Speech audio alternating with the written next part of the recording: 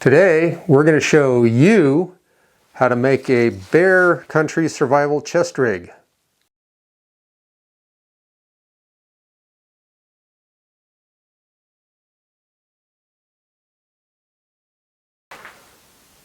Hi everybody, welcome back to LocaCarnivore. I'm your host, Nigel, the slightly better than average ninja. Today we're going to talk about, just like we said in the hook, how to make a bear country survival chest rig. But before we get started, just a quick reminder, we don't get any support from anybody, we don't have any advertisers, we're not monetized.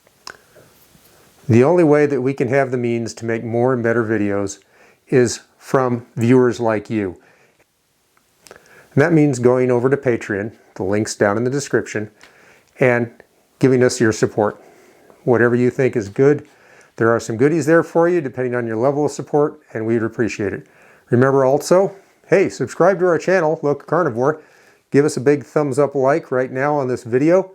Ring that little bell so you'll get notified whenever we do produce new videos. You'll get that content right away. And don't forget to stay to the end where we'll have a little laugh for you as always. Let's get right into it. I'd like to take credit for the chest rig idea, but I can't. I originally got the idea from a video produced by a channel called Mountain Boys, and I really liked their content and I liked their idea. So again, I can't take credit for that. I do have a link to their channel down below in the description. I'm not affiliated with them in any way. I don't even know them. But I think they got good stuff. Go over, support them, be nice, you know, just that YouTube community thing. Let's talk about why you need a bear country survival chest rig. Well, first and foremost, it puts everything in one location on your body. It's not hither, thither, and yon where you got your gun over here or up over here or down there on your pack, whatever, and your bear spray's over here or in a pack or in your pocket, whatever it might be.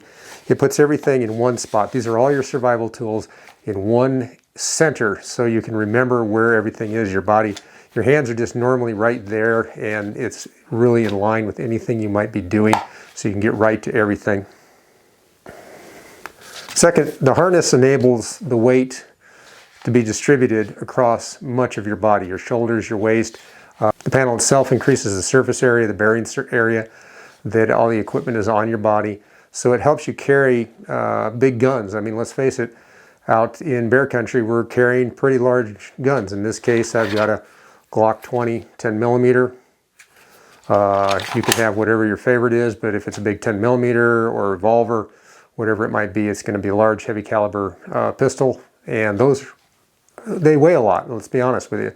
So this enables that weight to be supported better. Plus you're going to have all your other stuff on here.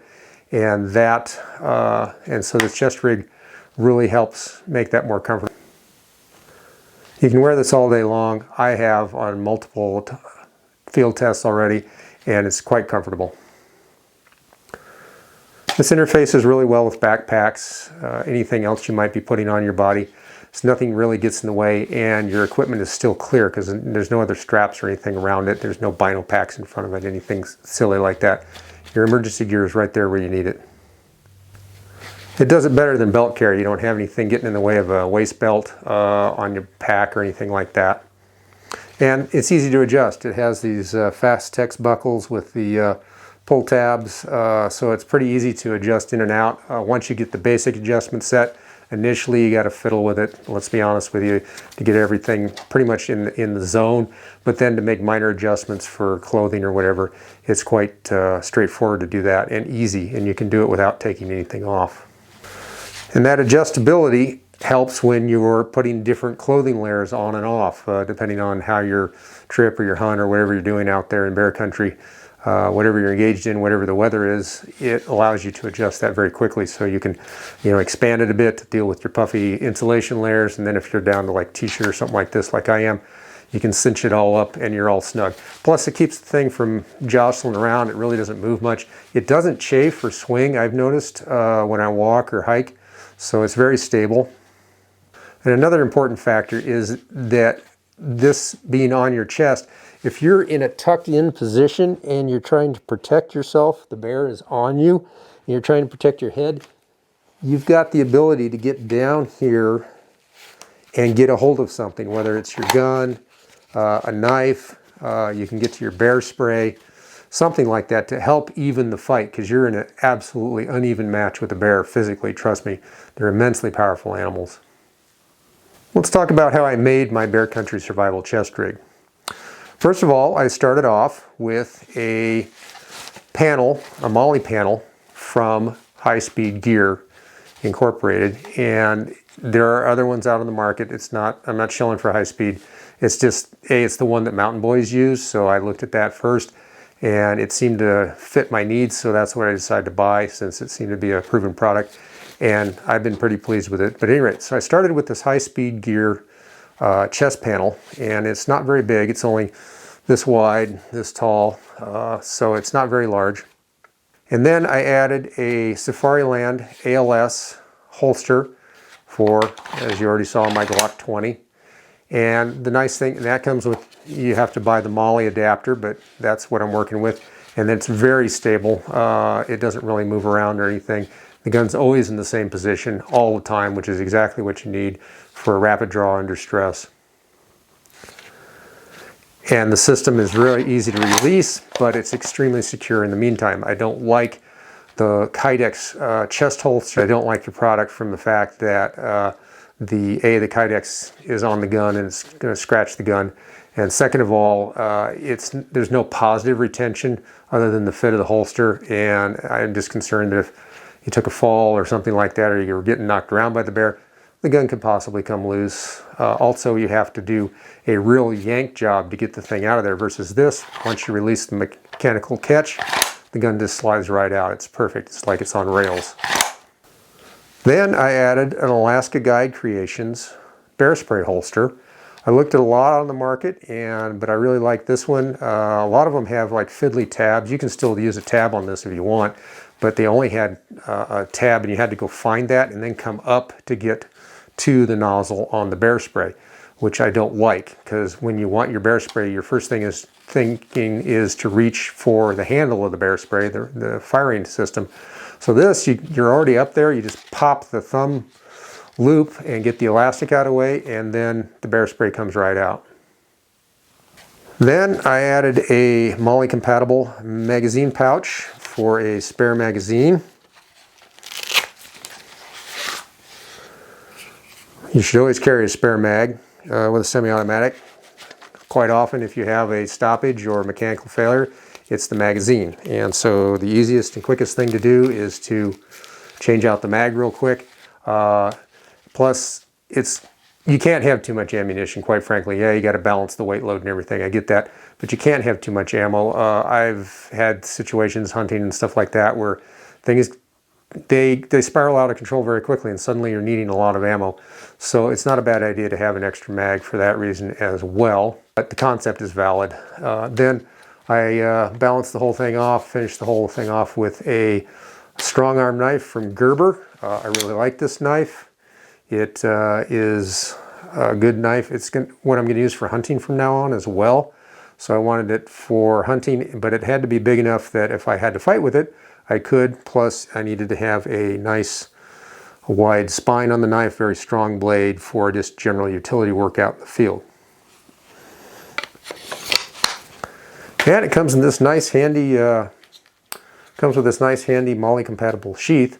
So the whole thing really works well and balances out. And at first I had to kind of migrate things around, you know, find the right spot for everything. And it may not be completely optimal for everything, but I can get to it all with either hand, although getting the gun out is going to be a problem, obviously, but I wonder if I can do it.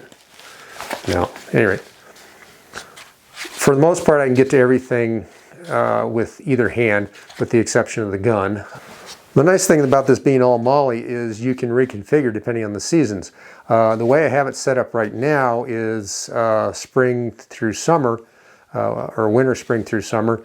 And that is, yes, I carry a pistol even in the winter because I don't have a bear issue necessarily, although they can come out for little walkabouts now and again, but they're sleepy when they do that. But we have moose in the area too, and there's nothing meaner on a trail than a moose, because they don't want to give up the trail. And mooses kill a lot of sled dogs and injure a lot of people up in Alaska and Canada all the time. So moose are dangerous, Don't want to shoot the moose, but we have to have that capability in case there's no other choice. To fall and we get into rifle hunting season, I am going to take my rangefinder pouch, which is also from Alaska Guide Creations. I think this is really versatile. I like it. We'll be doing reviews on all these individual equipment in separate videos later, but for now, at the moment, I've liked this. I haven't used it in the field as such yet, but it seems good. At any rate, I will replace the mag pouch with the rangefinder holder. I'm hoping I can fit it around the knife sheath, but I might have to, you know, mix and match, cut and fit a little bit, and that's fine. The magazine then will go into like my other backpack or a pocket or whatever I need, because again, I'm not too concerned about having to do a speed reload under stress with a bear, but if I want to have it just for extra ammo capacity if I should need to go to that, as I already explained, or if I have a mechanical failure of the pistol, at least I can try to diagnose it with a new magazine. I came up with the bear chest rig because the bear battle belt idea that I had, and I've got a video, which here's a little card for it, so you can go check that video out on the bear battle belt concept. That wasn't going to work with a backpack. So, and as I explained in that video, it's not designed for that. Now I want to show you how the Bear Country Survival chest rig interfaces with another pack. And to do that, I've put on my Badlands Monster Fanny Pack, which, hello there, we have a video reviewing that too, and there's a card, so you can go check that out. We'd appreciate it. Have fun with that. But at any rate, as you can see, the chest rig just lifts out a little bit, and that makes plenty of room for the buckle and the waist band itself, the hip band, and the shoulder straps are just neatly go over the chest rig, and even the cross strap. Nothing is in the way of my survival equipment. I can get to my emergency equipment quickly, my bear spray, my pistol, my knife. I can get my extra mag out, and everything is completely compatible. And you can imagine if it was a bigger backpack, it would just be a bigger backpack, but you'd still have the same situation. Straps would work, the waist belt would have plenty of room. You can be completely set and still have all your bear survival equipment right on you, right where you need it, quick access. As I said in the earlier part of the video, there are a few minor downsides to this. They're more nits than anything, but I thought I should cover them just to be fair.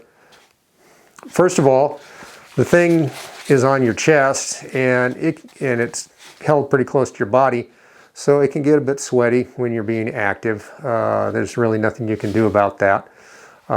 It does have a little bit of a standoff panel built in the back of it, but it's a large piece of, it's a large rectangle of cordura nylon right on your chest, and there's really a limited amount of breathability there. Fortunately, it's not covering a large amount of area on your body, so while it's maybe a little annoying, it's not detrimental, it's not a showstopper. The other thing is all the straps on this thing. The other thing is all the straps on this thing are all dangly, and you kind of have to tuck them all out of the way, and it's a little on the fiddly side and a little too much material. Yeah, I could cut them down and then heat seal the ends, I suppose, but I don't want to give up that ability to really puff the thing up if I have a lot of clothing on when it's super cold. So it's just something I have to live with. It's not a big deal in my opinion, so it's just one minor downside. Like I said, everything's a nit. Since you do secure it fairly close to your body, when you're wearing insulating garments, it compresses that insulation, pushes down, and you can get some cold spots around the straps, especially the ones around the back. You can get some cold spots in there. There's not much you can really do about that, except maybe have less compressible insulation, but then I'm not sure how you're going to do that. It's just something you have to put up with. Lastly, it's generally, this high-speed gear panel is a nice size, but I kind of wish it was maybe 5% bigger or somewhere in there, just especially in the width or across the torso. Maybe not so much in the height, but the width, just another inch or two. That would make it a little less crowded for some of this. I could kind of push these other items out just a little bit, or have room for maybe the rangefinder without having to get rid of the mag pouch, something like that. A lot of possibilities come up to mind. However, the downside of having more real estate would be you're tempted to put more stuff on the rig, and then you're just carrying more crap, basically. So, you know, the fact that it does have a limited amount of space forces you into an economy. You have to make some value judgments about what equipment you do want to carry right here, and it keeps everything from getting too busy, so where there's too much stuff, and if your hand goes to something, you think you're going to something, but you end up with something else. You don't want that. Everything has to have a clear location on the rig so you can get to it exactly as you need without any great muss or fuss. Well, that's basically it for our Bear Country Survival Chest Rig. Thank you so much for watching. And remember, go to Patreon, give us a little love. We'd really appreciate it. Subscribe to the channel, give us a big like on the video, ring that bell, go down and comment. We'd love to hear from you. And we'll see you on our next video.